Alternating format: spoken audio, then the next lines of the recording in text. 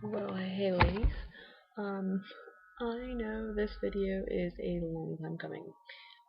It has been forever since I made a video, and I am really sorry. Um, I can't really say that it's because I've been really busy, because it's not that I've been really busy.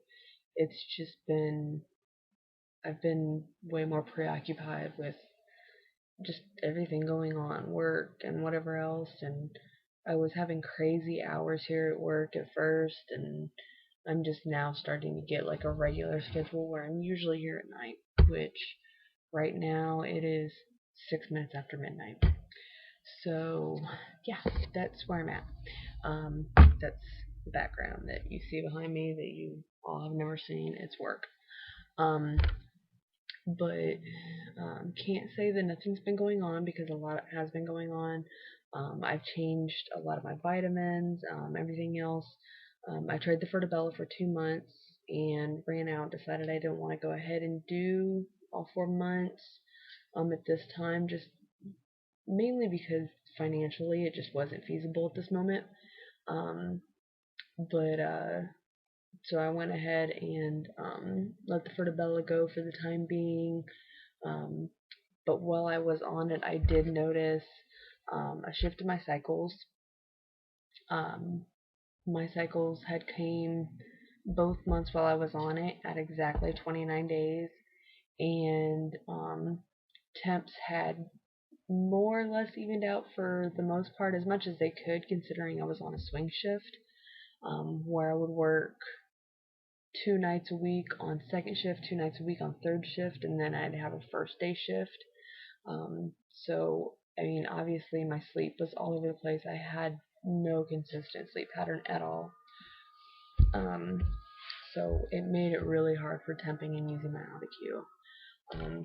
But I am now, like I said, working nights all the time pretty much. This week I didn't work all nights. I had two afternoon shifts um, because uh, my birthday was yesterday. Well, day before yesterday now, since it's the 8th. My birthday was on the 6th, and so I had requested my birthday off, of course, and everything, and so that kind of mixed up the schedule and stuff for how she was able to schedule us. So it made me have to work a couple of day shifts, whatever. Um, but I mean, outside of that, um, what else has changed? We're using soft cups. Um, so after intercourse, I will put a soft cup in, and it's something that like we actually kind of laugh about and stuff because it's my husband calls it the giant condom because the kind of wrapper they're in and the way they look, that is kind of how they look. And rather than it being something used before intercourse, we're putting it in after intercourse. So it's like the giant reverse condom or something. I don't remember what he calls it, but he's got some stupid name for it. Just like my AviQ is not an AviQ, it's called a Vagipod because he says it looks like an iPod and he thinks that it should sing every time that it's time to do the baby dance. But yeah, my husband's a character. One of these days I might get him in on doing a tag video, and we'll see about that. Um, I don't know what we would tag in it though. Um, but what else has changed? Um, for a couple of months, I was having a lot of pain during intercourse. Um, so like I think it well we had our I'm pretty sure it was a chemical pregnancy. There's no other way that I can explain everything that happened in July other than giving credit that it's been a chemical pregnancy. Um, I had taken a couple HPTs. They came up positive. Um, and 10 days after my positive one, I finally got in to do a beta test.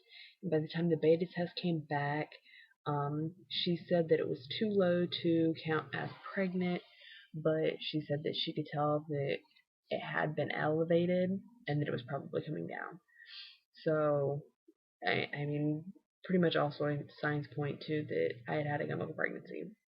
Well, then, like, in July, the end of July, and then in August, sex was just painful. Like, um, it just wasn't comfortable. I hurt really bad inside, and so we just didn't have sex very much because I was so uncomfortable.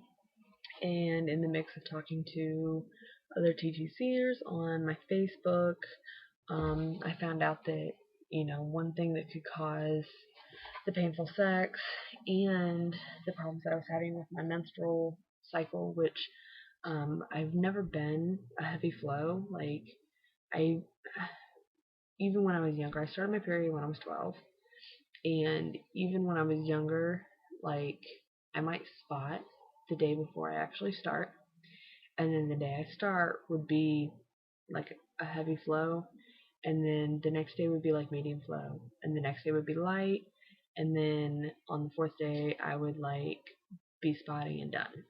So like generally my periods would only last like 3 to 4 days, and it stayed that way all the way up until my miscarriage in 2006. After my miscarriage in 2006, which my son was 6 months old by that time, that miscarriage was when my cycle just went all helter skelter every which way after that.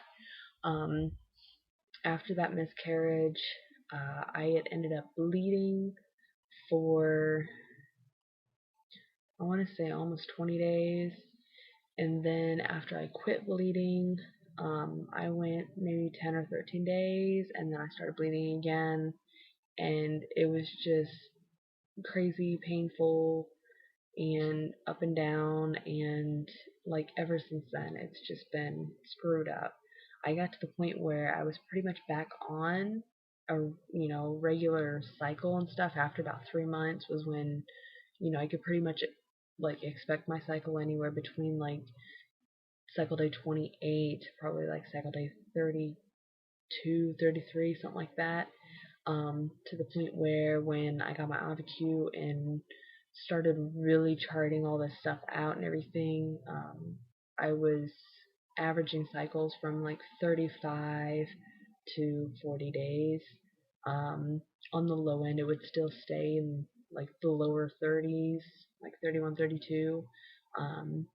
But my uh, temps and everything else suggested that I was ovulating really, really late, which suggested that I obviously had a luteal phase deficiency.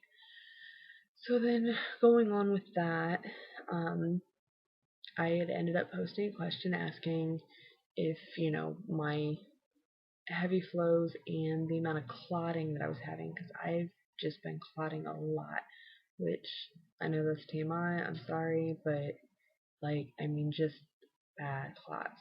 And that was something I never had problems with before my miscarriage in 2006. The only other time that I had had clots with a cycle was when I miscarried my triplets in 2001, and I passed those.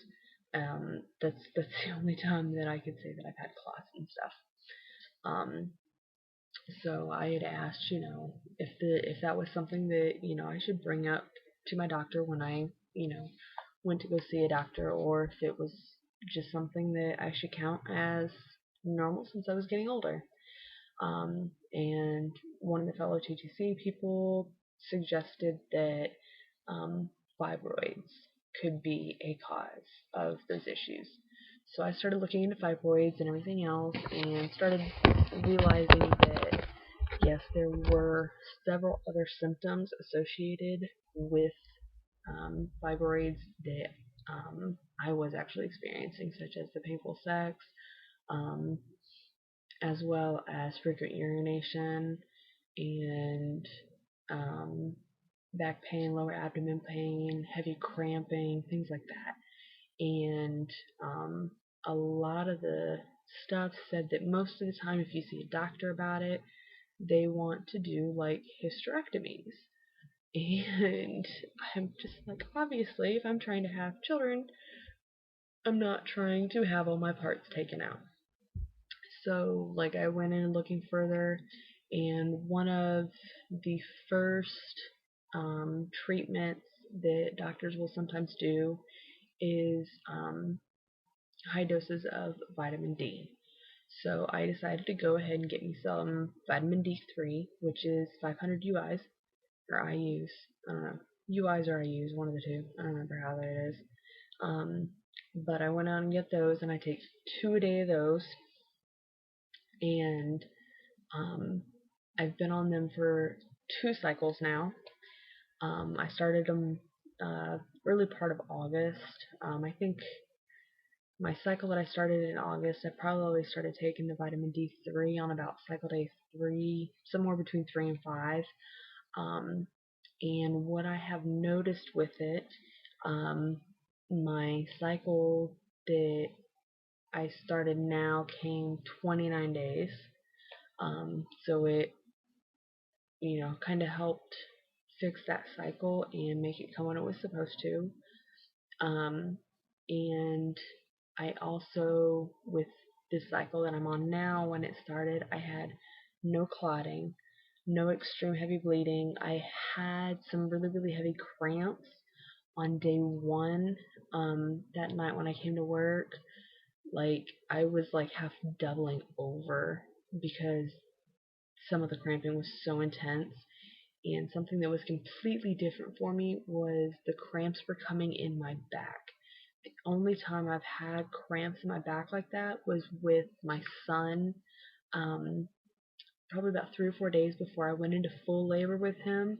I started having some back labor, and I guess he turned around in those couple of days and stuff before my water broke, and I had regular labor and stuff, but I did have like some back labor starting off, and it was actually a little bit more severe than that, because with both of my kids, until my water broke, I really didn't have intense contractions.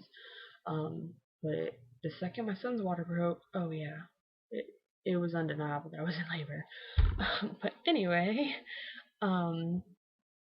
so like that was what that back pain was like and stuff, and I knew it was related to menstrual, not anything else. So yeah, other things that have changed in my diet, I'm not taking in as much carbs, and any carbs that my husband and I do have at the house are whole grain carbs. So like our pasta, we get whole grain, our bread is whole grain, and that's really about it that we have carb-wise in the house. Oatmeal, and um, that's really it, I think. Yeah. Otherwise, we eat like chicken. I eat a lot of broccoli, green beans, carrots. I like vegetables. He doesn't. So I tend to eat more vegetables. Um, and we have quit drinking milk. We now drink almond milk. We have Blue Diamond almond milk, which I absolutely love almond milk. I like almond milk more than real milk. And I have noticed a big change in how I feel by drinking almond milk. I don't have as much stomach irritation and everything else as I do when we were drinking regular milk. Um, and then this cycle, something new that I've started this cycle is I have added evening Primus oil, vitamins to my daily supplements, and I will take that from cycle day 1 until ovulation, and then from ovulation until my next cycle starts, I will be taking flaxseed oil. And I'm taking that all in addition to my prenatals, my folic acid. I've been on for probably about the last year, with both of those at least. And then vitamin B, it's a super B complex, the vitamin D3, and I have a vitamin C, and then I have the evening premise and the flaxseed oil. So with all of those, that's where I'm at with my vitamins. Right now I am cycle day 11. Still waiting for ovulation. I'm expecting it in the next couple of days. Hopefully, by the little bit of temping that I've done, it still looks like my temps are falling around cycle day 14 or 15. So I'm still guessing that even though I'm not getting steady temps up to those days, getting the few temps before and the few temps after and stuff, it's still looking like that's when ovulation is happening. And that's been pretty consistent since I've been on the Fertabella. Fertabella did change my luteal phase and stuff. But the next thing I'm going to be getting, hopefully, is some Vitex and some Instol. I think that's how, I'm not sure how you say it. Inistol, I believe. That helps your body use insulin properly and everything else. I guess I could say that I am at risk for diabetes because I am so much overweight. I have lost some weight in the last couple of weeks. Before, like, I had gotten on the scale, I think it was on the 4th, and before that, the last time I had been on the scale was probably 8-9 days before that, and I was weighing at 260, I think like 268.5, and when I got on the scale on the 4th, it was 258.5. So I lost 10 pounds in those few days and stuff, and I'm not really sure what to credit it to, but obviously I'm not going to object. As long as it keeps going down, that's the main thing. I could probably credit it to the fact that I'm not drinking the milk and I am eating more consistently. I've never been somebody to eat a whole lot in one day. I might have like 1 or 2 regular meals and then kind of pick here and there throughout the day. And since the beginning of this cycle especially, I have started trying to make myself have like at least 3 small meals and a couple of snacks a day. So that's hopefully going to wake up my metabolism a little bit more, and help me to lose a little bit of weight.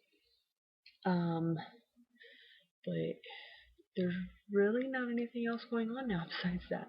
That's pretty much everything. I am just waiting to see how my body reacts to the evening premise oil and the flaxseed oil. Hopefully get on the Vitex soon and the Instatol. And I'll go from there to see how those help and how my body reacts to them. But yeah, that's really about it. And again, I am so sorry that it has been so long since my last update, because I know it has been forever. But I will try to start getting videos done more often. I'm hoping that now with a more set schedule, it'll be easier for me to find the time to do it. But otherwise, those of you who know me on Facebook, I've got the same name on Facebook. You follow me on there, and I am a lot more active on my Facebook. So I am going to close this video up and get it edited. And excuse me, and try and stay awake for the rest of my shift. So you ladies have a good day, have a good week, and however much more time passes in between now and my next video, hopefully it's not too long, and I will talk to you all later. Bye.